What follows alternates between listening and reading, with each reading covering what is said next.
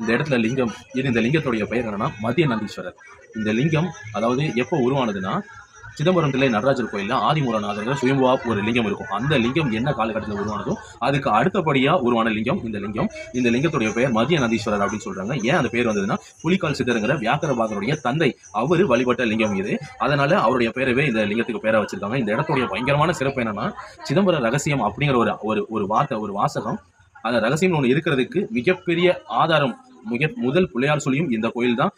இந்த சிதம்பர ரகசியத்தோட முடிவும் இந்த கோயில் தான். அப்போ சிதம்பரம் நடராஜர் கோயிலுக்கும் இந்த கோயிலுக்கும் ஏகப்பட்ட சம்பந்தம் இருக்கு. இந்த கோயில் எங்கன்னா சிதம்பரம் நடராஜர் கோயில் இருந்து புலிமேடுங்கிற ஒரு இடத்துல இருக்கு. ஒரு 2-3 கிலோமீட்டர் தூரத்துல இருக்கு. இந்த இடத்துல இன்னொரு பயங்கரமான அதிசயம் இருக்கு. அது என்னன்னா இந்த இடத்துல இருக்க தீர்த்தம். இந்த தீர்த்தத்தை சிவபெருமான் தன்னுடைய நெற்றிலிருந்து உருவாக்கப்பட்டதா சொல்றாங்க. அப்படி கடவுளால உருவாக்கப்பட்ட இந்த தீர்த்தம் காசியில இருக்கக்கூடிய புனித நதிக்கு இணையான தீர்த்தம் அப்படிங்கிறது அர்த்தம். இந்த இடத்துல நிறைய கர்மகாரியங்கள் நடக்குது. இந்த இடத்துக்கு வந்தாலே முக்தி மறுபிறவி கிடையவே கிடையாது. நம்முடைய பிறவி பலன் ஆன்மாவுடைய பலன் இந்த இடத்துக்கு வந்தால் கண்டிப்பா கிடைக்கும். வாழ்க்கையில ஒரு தடவை வந்து பாத்துருங்க. மிகப்பெரிய அதிசயம், பிரம்மாண்டமான அதிசயம் இருக்கு.